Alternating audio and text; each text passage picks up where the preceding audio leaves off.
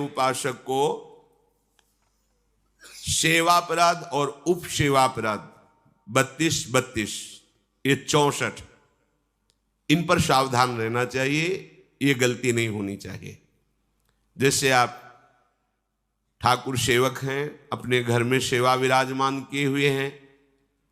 अब जैसे आपको ठाकुर जी के दर्शन के लिए जाना है,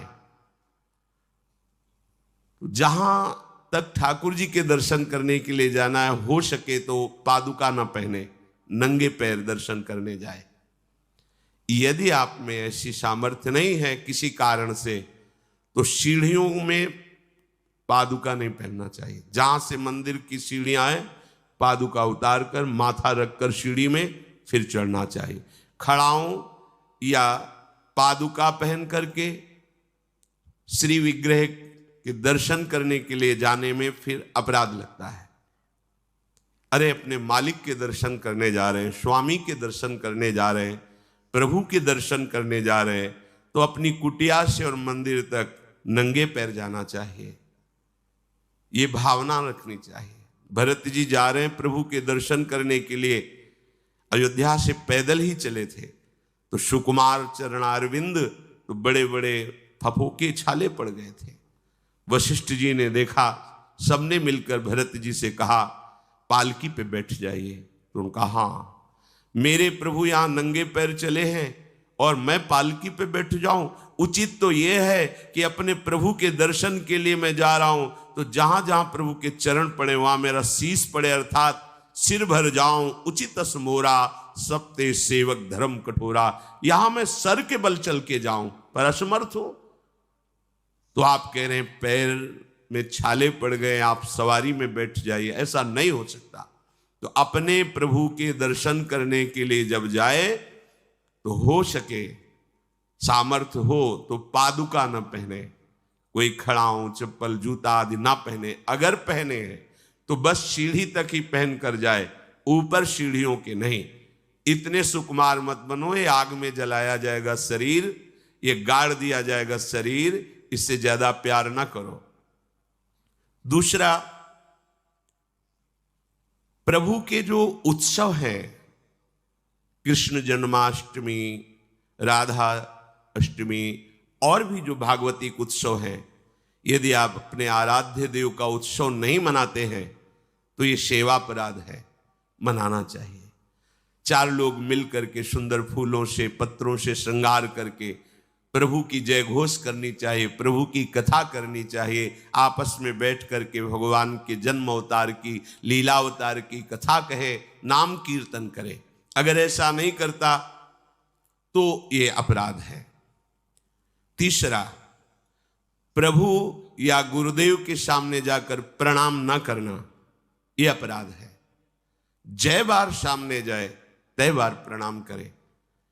अगर आप अस्वस्थ हैं, आपका शरीर काम नहीं कर रहा, तो हाथ जोड़कर सर झुका दीजिए, नहीं तो पंचांग या साष्टांग प्रणाम कीजिए। जय बार गुरुदेव से मिले, जय बार प्रभु के श्री विग्रह के सामने जाए, तय बार प्रणाम करें। अगर अपनी कुटिया में भी प्रभु विराजमान है तो जय बार उनके सामने, इससे दासत्व पुष्ट होता है, प्रभु की कृपा प्राप्त होती है, प्रणाम करें।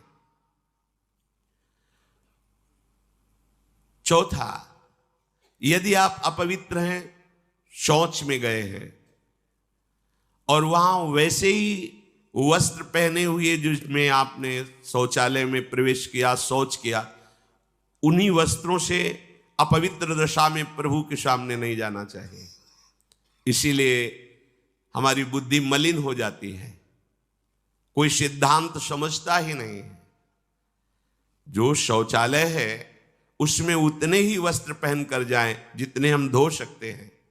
अगर आपको बार बार शौच लग रही है तो आप कमर से जरूर स्नान करें, यहां से हाथ धो लीजिए, कुल्ला कीजिए, नाक आंख कान इन छिद्रों को पवित्र कीजिए और वही वस्त्र पहनिए, या उनका हो, नहीं तो जो अन्य वस्त्र हैं, आजकल तो सुविधा है, कोई बाहर तो जाना नहीं होता, वस्त्र उतार दीजिए, उतना पहनिए जितना धो सकते हैं। यदि आप ठाकुर सेवक हैं, भजन करने वाले हैं, ये पवित्रता नहीं रखेंगे तो जहां जो कुछ भी छुएंगे सब अपवित्र हो जाएगा, और अपवित्र बुद्धि भगवान में नहीं लगती। मलिनता छा जाती है। अब ये आज का जो नया समाज है, शास्त्र पवित्रता को जानता ही नहीं है, तो स्वीकार क्या करेगा? और बिना पवित्र हुए हमारे विचार पवित्र नहीं होते। इसलिए कभी अपवित्र दशा में ठाकुर जी के सामने, श्री विग्रह के सामने जाना, सेवा सामग्रियों को छूना, ये अपराध माना गया है। प्रभु के सामने या गुरुदेव के सामने जाके ऐसे करना, एक हाथ से प्रणाम करना, ये सेवा अपराध माना गया है। दोनों हाथ भगवान ने दिए, दोनों को जोड़िए, दोनों को जोड़कर सर झुकाइए, इससे तुम्हें कृपा प्राप्त होती है प्रभु की। प्रभु की कृपा का क्या स्वरूप है? नाम में प्रेम होने लगे, जितेंद्रियता आने लगे, हृदय पवित्र होकर सबके सुख भावना में मगन होने लगे, ये प्रभु की कृपा। छठवां, जब हम प्रभु की परिक्रमा करते हैं तो परिक्रमा करते समय प्रभु के जब सामने आवे तो उनको प्रणाम करें। प्रणाम किया, फिर आगे। 4 परिक्रमा हमारे प्रियालाल की होती है। कभी सामने परिक्रमा नहीं करनी चाहिए, जैसे सामने खड़े ऐसे घूम जाते हैं सामने, नहीं, ऐसा नहीं। प्रभु के सामने ऐसे नहीं घूमना, वहीं खड़े खड़े घूम गए 4, ऐसा नहीं। प्रभु को दाहिने करके प्रदक्षिणा। अगर आप प्रभु को प्रणाम नहीं करते, परिक्रमा करते हुए या सामने घूमते, ये सेवा अपराध है। 7वां, प्रभु के सामने गए मंदिर में और आप पैर फैला के बैठे, सामने ऐसे पैर फैला लिए, ऐसे फैला के बैठे, ये अपराध है। अपने आराध्य देव के सामने, अपने गुरुदेव के सामने पैर फैला के नहीं बैठा जाता। यदि आपके पैरों में कोई दोष है तो उतनी देर ही रुकिए जितनी देर आप खड़े दर्शन कर सकते हैं, सामने से हट जाइए, सामने पैर नहीं होने चाहिए आपके। 8वां, प्रभु के श्री विग्रह के सामने दोनों घुटनों को ऊंचा करके अपने हाथों से लपेट कर बैठना, ऐसे ऐसे घुटने दोनों खड़े करके ऐसे जैसे बांध कर ऐसे ऐसे बैठना सेवा अपराध है। प्रभु के श्री विग्रह के सामने, अब जैसे मंदिर में गए, थके हैं आप, दीवार में उड़क करके ऐसे सो, यह अपराध है। प्रभु के श्री विग्रह के सामने उतनी देर ही टिको, बस जितनी देर आप सावधान है, नहीं बाहर निकल जाओ, एकांत सेवन करो। श्री विग्रह के सामने उतनी देर ही दर्शन करने गए, केवल आपकी दृष्टि नक्शिख लो अंगंग माधुरी, प्रभु की केवल दर्शन कर रहे, आंख बंद कर ली, ध्यान किए, फिर दर्शन, फिर ध्यान। जब मन देखा कि चंचल होने लगा, नेत्र झुकाए, प्रणाम किया, मंदिर से बाहर हो गए। किसी से वार्ता नहीं। प्रभु के श्री विग्रह के सामने उनके चरणामृत और प्रसाद को छोड़कर अन्य नहीं पाना। प्रसाद मिला तो पा गए, चरणामृत मिला तो पी लिए। इसके अलावा ऐसा नहीं कि अब जगह है, प्रभु हैं, चलो और कुछ नहीं। वहां कोई खाना पीना, कोई व्यसन, ये अपराध है। प्रभु के श्री विग्रह के सामने बैठकर बात करना और उसमें झूठ बोल देना, ये दोनों अपराध हैं। प्रभु के दर्शन करने के लिए जब जाइए तो बोलिए मत किसी से, और कैसे हो, क्या है, कुछ नहीं, शांत, राधा राधा राधा।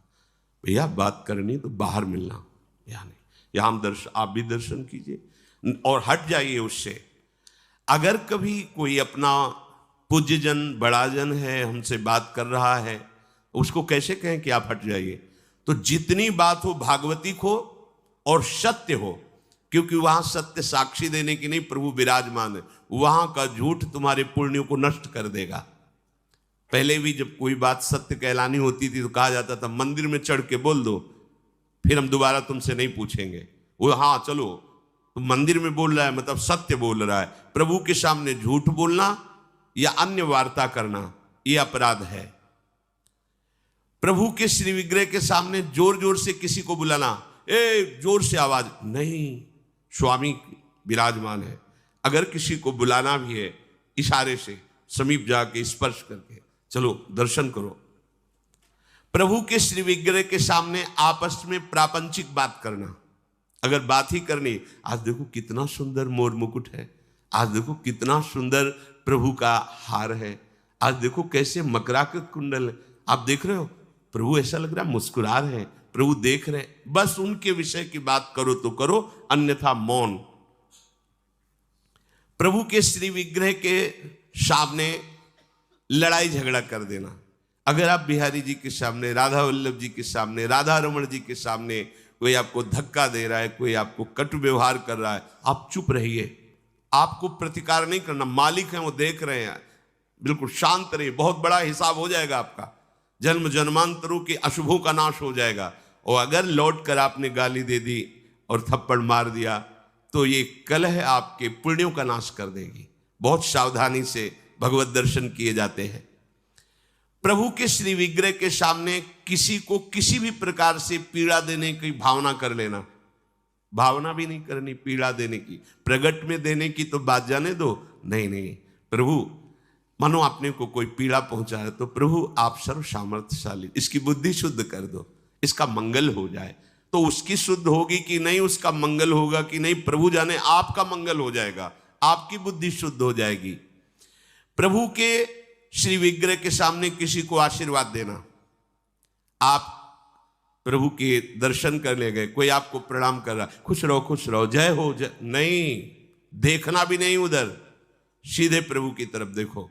वहां कोई भी कहीं भी किसी को भी प्रणाम करे, प्रणाम प्रभु को हो रही है। आप बिल्कुल ये मानकर कि मेरे को प्रणाम कर रहा है उसको आशीर्वाद, बिल्कुल नहीं, प्रभु की तरफ केवल देखें। अगर किसी को ऐसे तो वो अपराध बनता है।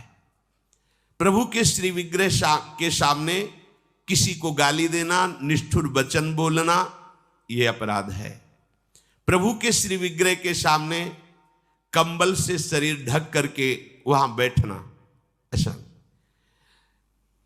ये जो हमारा भजन करते हुए, सेवा करते हुए